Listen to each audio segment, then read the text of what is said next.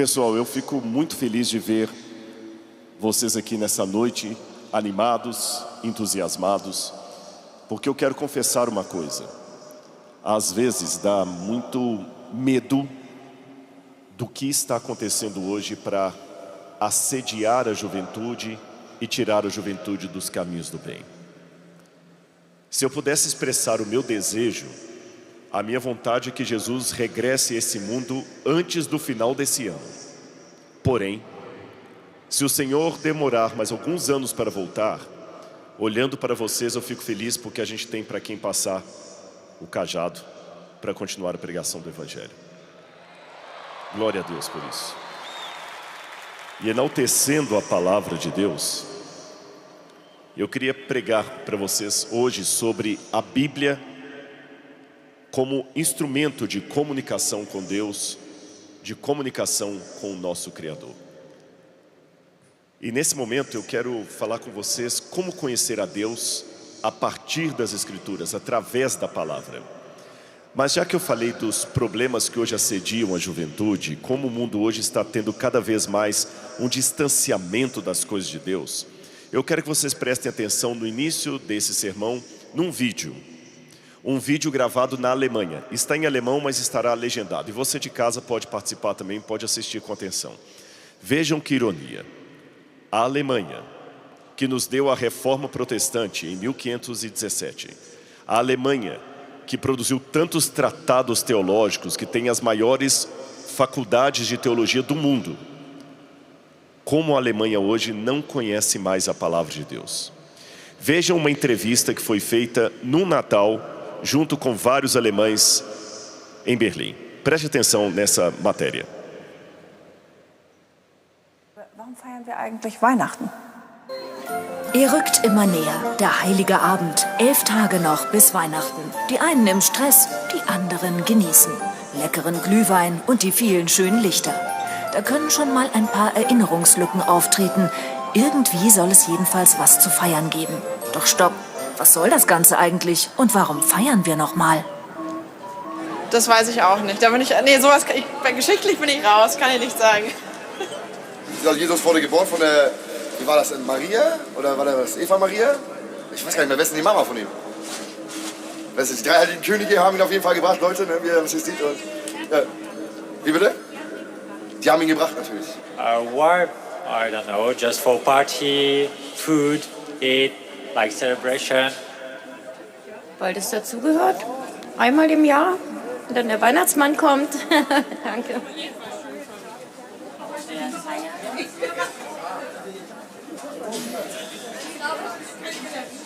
Weil es ein Fest der Gemütlichkeit ist. Deswegen feiern wir Weihnachten. Nee, danke, ich weiß es nicht. Ich komme nicht aus Hamburg. Weihnachten ist ein wichtiger Fest, wie Christus gestorben. Warum feiern wir Weihnachten? Oh, kann ich nicht sagen. Die Familie kommt zusammen, es ist eine schöne Zeit, die Vorfreude, alles drumherum, Weihnachtsmarkt. Warum? Ja, wie jedes Jahr immer. Ja, warum feiern wir eigentlich Weihnachten? Ja, weil das so ist, oder? Weil das so ist, ja. Und freie Tage. Entschuldigung, wissen Sie, warum wir eigentlich Weihnachten? Oh ja, gute Frage. Nee, das kann ich Ihnen nicht sagen. Keine Ahnung? Nee, keine Ahnung. Nein. Also mit der Kirche habe ich es nicht und sonst wüsste ich auch nicht. Bin ich heute gar nicht darauf vorbereitet, um mir das zu beantworten. Ich kann es Ihnen nicht beantworten. Weil es Tradition ist. Weil ich so gelernt habe, macht man schon immer so. Jesus Christus geboren wurde. Ich weiß es nicht. Mein Gott, können wir nicht was über Ostern reden? Wie war es denn mit Ostern? Ostern war schön. Eier waren lecker und so. Das war's. Tschüss. Ja, tschüss. É triste, não é? Vocês entenderam? Eu não estou falando de um país de maioria budista, confucionista, islâmico. Estou falando de um país de maioria cristã que não sabem mais nada de cristianismo. Alguns chegam a dizer que estamos vivendo num período pós-cristão. Mas em nome de Jesus, nossa juventude não deixará, porque vocês vão enaltecer a Bíblia. Vocês vão pregar a palavra de Deus sob o poder do Espírito. Como Deus se comunicava no passado? Nós sabemos que Deus falava com muitos patriarcas através de sonhos, visões, aparições divinas. Mas um dia Deus resolveu deixar a sua revelação por escrito. Ele chegou a Moisés. Daqui a pouquinho vocês vão entender porque eu falei Maomé. Ele chegou a Moisés e deu uma ordem para Moisés, que está em Êxodo, capítulo 31, versículo 27. Embora esteja projetando ali, eu vou abrir na minha palavra aqui. Livro de Êxodo, capítulo 31, versículo 27.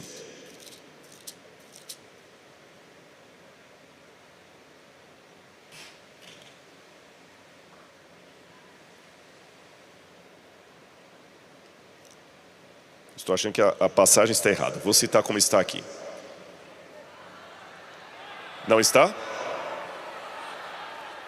Escreva estas palavras, porque, segundo o teor dessas palavras, fiz aliança com você e com Israel.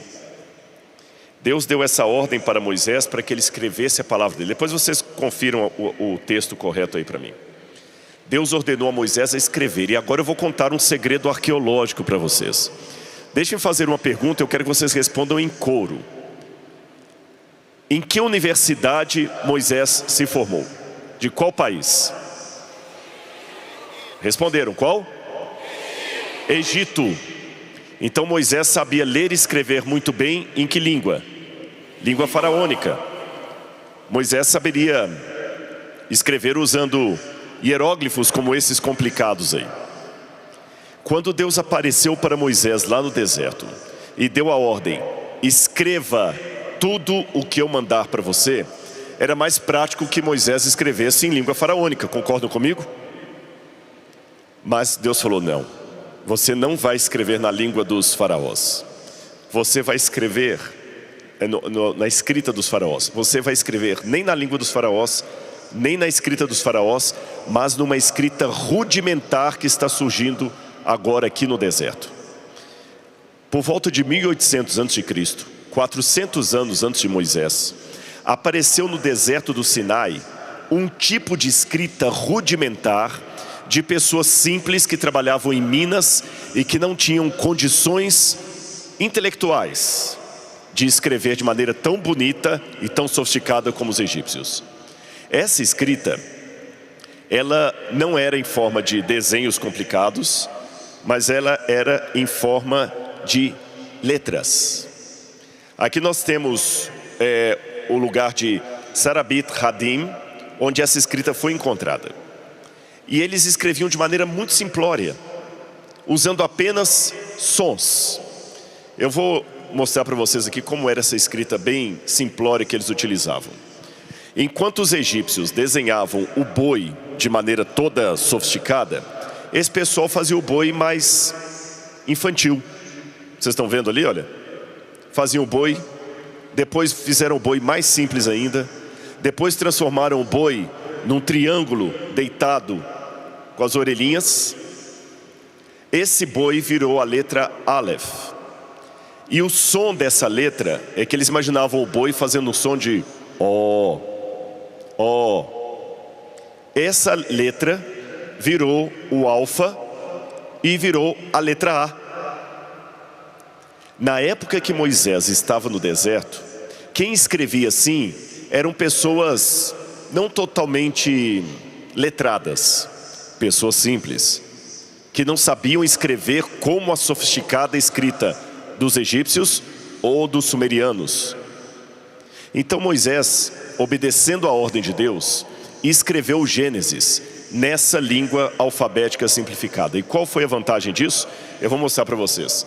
A vantagem é que, se Moisés estivesse escrito na língua dos faraós, teríamos que esperar até 1822 para François Champollion decifrar a língua egípcia e podermos ler o livro do Gênesis.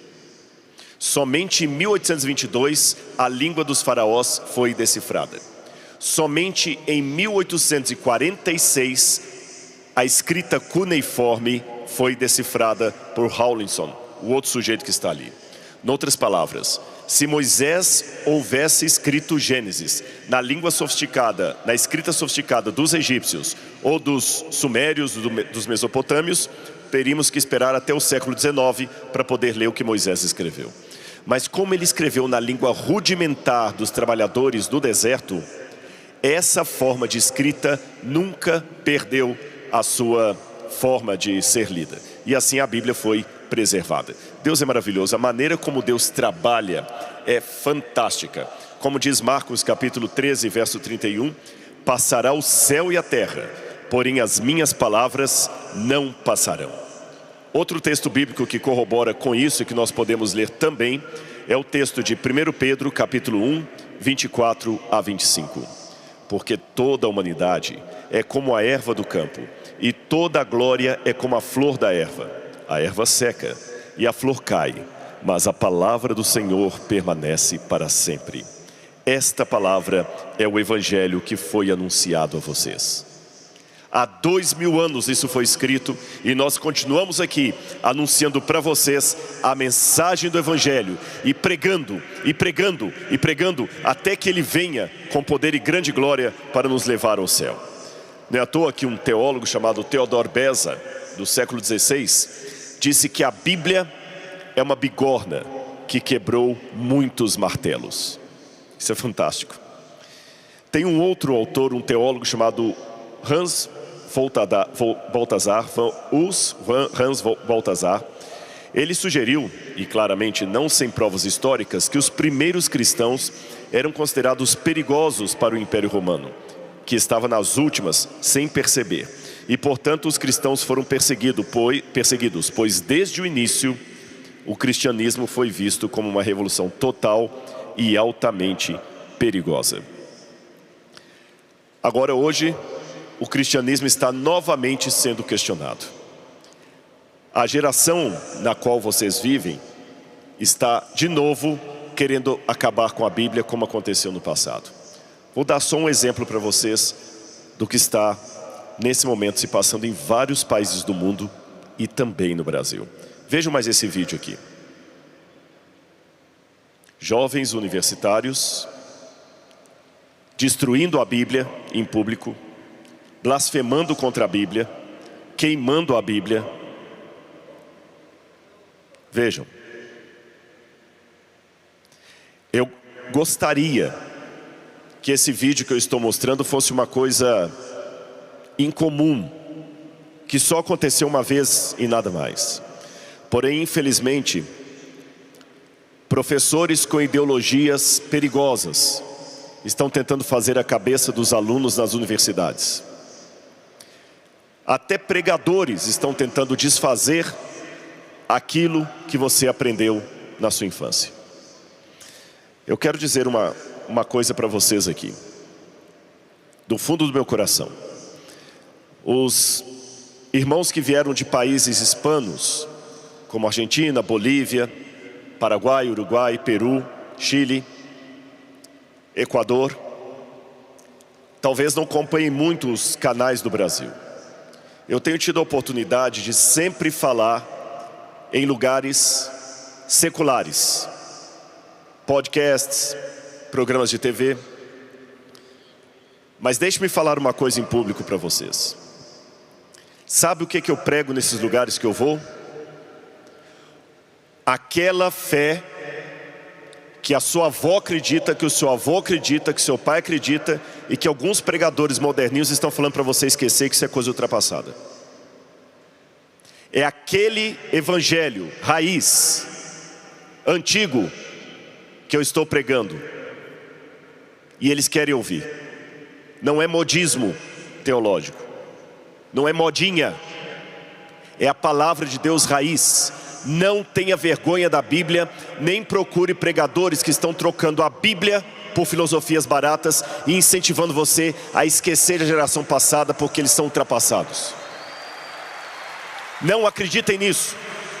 Porque lá fora eles querem ouvir o que eles não têm. Eles não querem ouvir a mesma coisa que já têm. E peça ao Espírito Santo para reavivar a sua igreja. Sua igreja está morna, está chato o culto. Comece a estudar Daniel e Apocalipse e você vai ver que vai ter revolução lá dentro.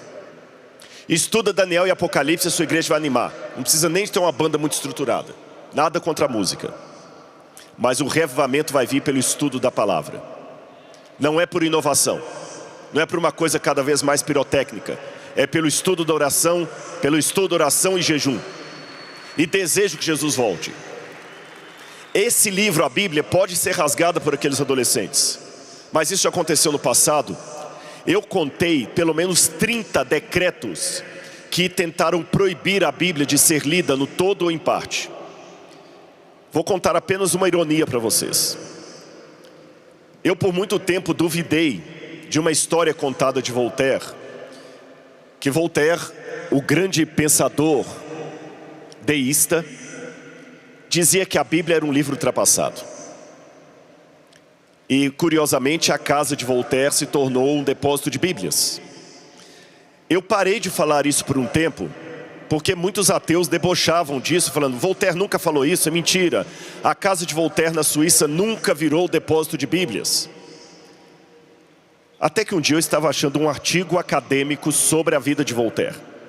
E eu descobri que Voltaire falou sim que a Bíblia era um livro que estaria acabando em pouco tempo. Existe um livro escrito por Voltaire, A Bíblia, enfim, Explicada, que ele escreveu sob um pseudônimo. E olha o que Voltaire disse nesse livro. Seu propósito ao escrever esse livro era fazer desmoronar todo o edifício do cristianismo. Escrevendo de maneira satírica e zombeteira, Voltaire declarou: o assunto agora está esgotado. A causa está decidida para aqueles que estão dispostos a valer-se de sua razão e de suas luzes. E as pessoas não lerão mais a Bíblia. O homem que escreveu essas palavras foi considerado na França e na Inglaterra um dos homens mais inteligentes do século. Um homem tão poderoso no argumento que quando ia ter debates diziam: não deixe Voltaire falar, senão ninguém vai acreditar no outro debatedor. E esse homem era inimigo da Bíblia. E foi Voltaire que falou que a Bíblia deixaria de ser lida. Mas olha o que eu descobri nesse artigo. Em 1760, Voltaire trocou La Délice, que era a casa onde ele morava, por Ferney, na França. E a casa foi então ocupada pela família Trohan. Foi nessa casa a infância de Hélène Trohan, e na década de 1830, quando Cornel Henry Trohan era presidente leigo da recém-fundada Sociedade Evangélica de Genebra, essa casa onde Voltaire morou se tornou um depósito de Bíblias. Amém? Um dos homens mais inteligentes do século previu que a Bíblia não seria lida por muito tempo. E a casa onde ele morou foi depósito de Bíblias. Deus, quando quer, usa ironia. E não somente isso. A Bíblia foi espalhada pelo mundo inteiro através das sociedades bíblicas. Sociedade Bíblica Britânica, Sociedade Bíblica da França, Sociedade Bíblica Europeia, Americana. A Bíblia era levada a indígenas. A Bíblia sempre foi levada a todos os lugares. E hoje nós temos, pela graça de Deus, um panorama de tradução da Bíblia. A Bíblia hoje já está publicada em pelo menos, deixe-me ver aqui o número, 3.610 diferentes idiomas do mundo. 3.610 idiomas do mundo tem a Bíblia no todo ou em parte. No passado, quando a Bíblia foi perseguida, destruída, me chama a atenção que numa época antes da invenção da imprensa de Gutenberg, apesar de tantas destruições, a Bíblia é o livro que tem o maior número de cópias preservadas. Vejam esse gráfico que está aí. Nunca houve na história qualquer proibição aos livros de Júlio César. No entanto, se eu pegar as Guerras Gaulesas de Júlio César, eu só tenho 10 cópias manuscritas. com uma distância de 1000 anos em relação ao original. Se eu pegar a história do povo romano de Tito Livio, eu tenho 20 cópias manuscritas, com uma distância de pelo menos 380 anos desde o seu original. Se eu pegar Sófocles, eu tenho 153 cópias. Se eu pegar a tetralogia de Platão, eu tenho 7 cópias. E assim por diante. Quando eu pego a Bíblia Sagrada, só do Novo Testamento, há mais de 5.800 cópias preservadas. Agora vejam a ironia, e eu quero que qualquer cético, qualquer ateu me explique isso. A Bíblia foi rasgada, proibida, queimada, quem tinha a Bíblia corria o risco de vida. E mesmo assim, eu tenho mais de 5.800 cópias da Bíblia, enquanto livros que não foram proibidos, eu tenho 7 cópias, 10 cópias, 20 cópias. Se esse livro é um livro ridículo, por que ele ameaçou tanto? Se esse livro é um livro ridículo, por que pessoas deram a vida por ele? Aliás, quem em sã consciência daria a sua vida por sua interpretação de Shakespeare? Mas as pessoas têm coragem de dar a vida por sua interpretação da Bíblia Sagrada. Não é por menos que nós temos casos como o de Jacob Smithling, que foi enforcado como líder de um movimento bíblico no cantão de Lucena. E o seu cadáver foi queimado junto com uma Bíblia de Lutero. Ele foi considerado o último mártir protestante da Suíça. Por que essas pessoas têm coragem de dar a vida pela Bíblia? E nós temos hoje, novamente, tentativas de censura contra a Bíblia. A censura moderna da Bíblia encontrou resistência de grupos como Portas Abertas. Procurem depois na internet acessar a página desses grupos. Portas Abertas, Voz dos Mártires, Ajuda Mundial. São grupos que fornecem Bíblia para contrabando ou contrabandeiam diretamente as próprias Bíblias para terras onde a Bíblia é proibida. Eles enviam Bíblias para lá. Correm risco? Correm risco. E nós temos hoje 2 tipos de censuras que são colocadas na Bíblia. Nós temos países que proíbem a leitura da Bíblia, que dão pena até de morte para pessoas que tiverem a Bíblia. E temos países cristãos que também censuram a Bíblia, tentando amordaçar jovens cristãos, tentando proibir que a Bíblia seja lida em sala de aula, tentando proibir que a Bíblia seja ensinada na escola, tentando proibir que se fale de Bíblia dentro de uma universidade. A Bíblia está de novo sendo censurada, proibida, e se eu posso falar de uma fobia verdadeira, vivemos uma época de bibliofobia. Mas ainda que rasguem todas as Bíblias do mundo, enquanto você estiver vivo, a Bíblia existirá, porque ela está no seu coração, na sua mente, e você falará em suas palavras a palavra de Deus. É isso que eu quero para nós. A Bíblia não vai morrer. Eu quero mostrar para os irmãos aqui um lugar do mundo que a gente chama de janela 1040. Essa imagem que vocês estão vendo do mapa mostra os lugares do mundo onde a Bíblia é proibida, onde você pode incorrer em pena de morte ou prisão pelo crime de ser cristão ou de cristianizar alguém. Pregar a Bíblia num lugar desse é muito arriscado. E eu fico pensando, Senhor, será que a nossa juventude está preparada? Eu já quero começar um desafio para vocês nessa noite.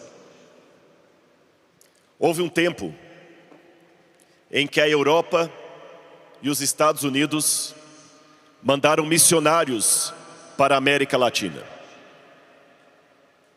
Se você estudar a história das igrejas no Brasil, na Argentina, na Bolívia, no Equador, no Paraguai, nós tínhamos que receber missionários que vinham da Alemanha, vinham dos Estados Unidos, e eles fizeram um honroso trabalho e merecem o nosso respeito. Mas ironia das ironias, está chegando o tempo em que esse continente que recebeu missionários de fora, está na hora de nós mandarmos missionários para evangelizar a Europa. para evangelizar a Alemanha. Está na hora de nós mandarmos missionários para outros cantos do mundo que estão perdendo a força da palavra. E também mandar missionários para esse lugar que chamamos de Janela 1040. Esse quadrante do mundo em que o cristianismo é proibido. E pela graça de Deus e pelo poder do Espírito Santo, eu, pela fé em Cristo, vislumbro aqui muitos missionários, missionárias, pessoas que com a Bíblia no coração, na mente e na boca, vão pregar para o mundo que Jesus em breve voltará, porque nós queremos ver Jesus voltando nas nuvens com poder e grande glória. E será pregado esse evangelho do reino em todo o mundo, em testemunho a todas as nações. E então, virá o fim. O fim não virá quando um decreto sair. O fim não virá quando tiver guerra.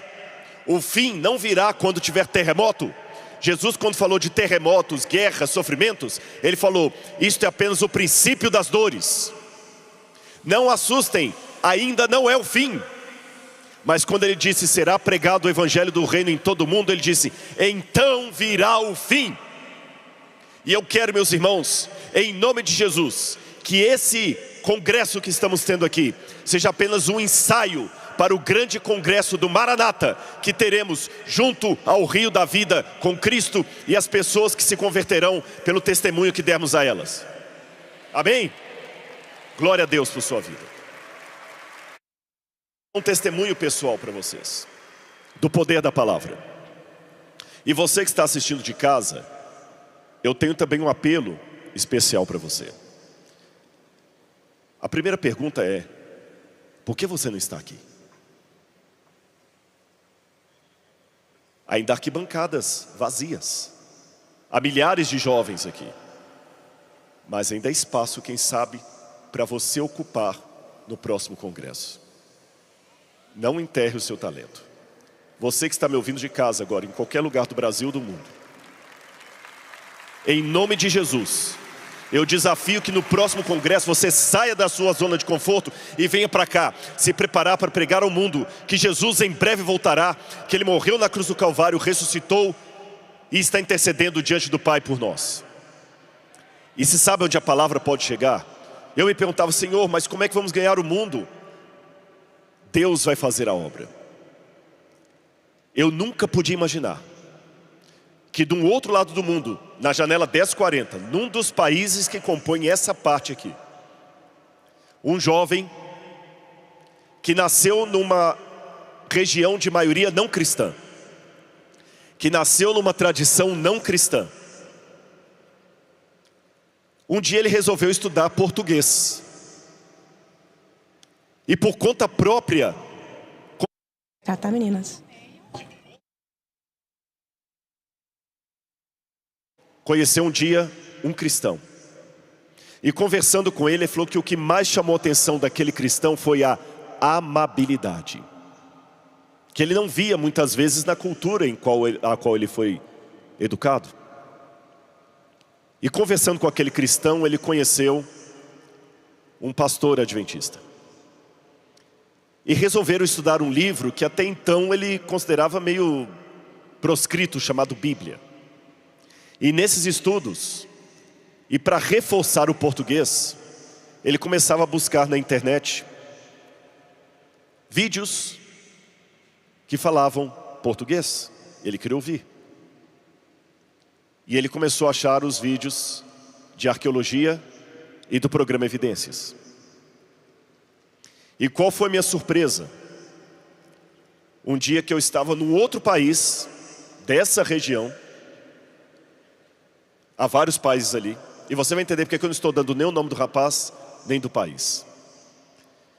Quando eu estava numa universidade, fora do Brasil, eu estava voltando já para o carro, quando um rapaz correu chamando o meu nome, e não estava falando em português, e com sotaque. Eu parei, ele falou, Rodrigo Silva. Eu falei, mas como é que esse camarada me conhece aqui? Não era o Brasil. Eu não estava com brasileiros, exceto a minha esposa. E ele falou, o fulano tem que te conhecer. Ele sabe que você está aqui. Eu falei, quem é fulano? Vem comigo.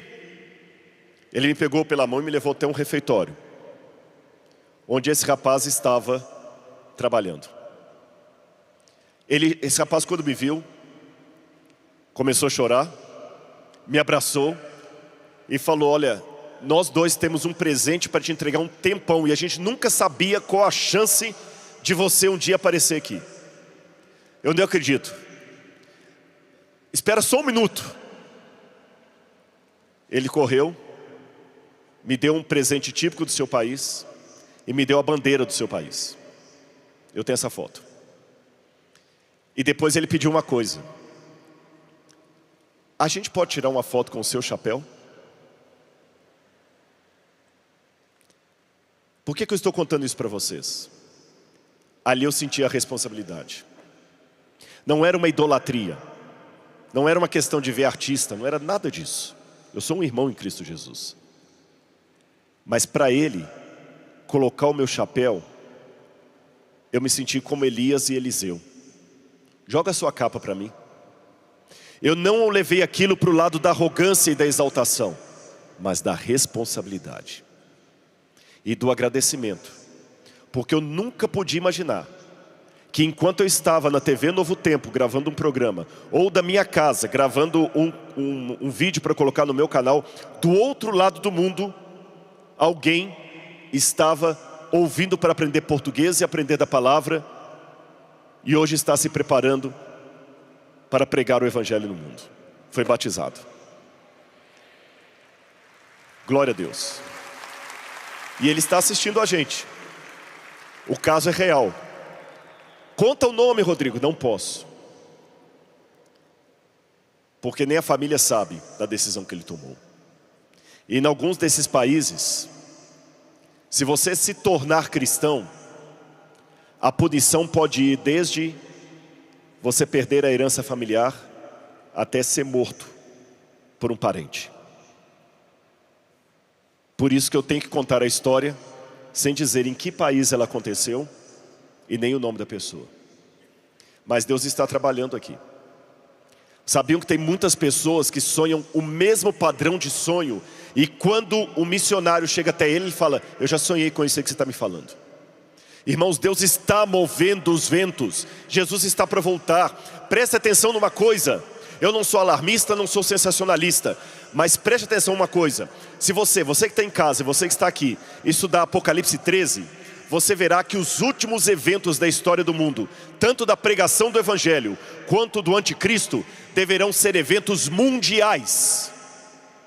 O Evangelho do Reino será pregado a todo mundo, em testemunho a todas as nações. O anticristo vai colocar a sua marca sobre todas as pessoas, exceto o remanescente fiel. É mundial. Agora, desde o dilúvio, nunca mais houve um evento mundial na Terra. Nunca mais. A Primeira Guerra Mundial não foi mundial. O Chile não participou da Primeira Guerra Mundial, então não foi mundial. Angola não participou. A Segunda Guerra Mundial também não foi guerra mundial, apesar de chamarem assim. A peste bubônica também não foi mundial. A gripe aviária não foi mundial. E o Covid? Foi ou não foi? Sim ou não? Desde o dilúvio até o Covid, nunca tínhamos tido um evento mundial. A partir do Covid, o mundo se desenha para eventos mundiais. Tudo agora é mundial. Uma crise econômica é mundial. Uma guerra é mundial. Eu acabei de chegar de Israel agora. Viajei quase 30 horas por vários países para chegar aqui em Brasília. E qual que é o receio do mundo? Que haja uma guerra mundial, e dessa vez, diferente da guerra de 1914 e 1945, essa seria uma guerra mundial.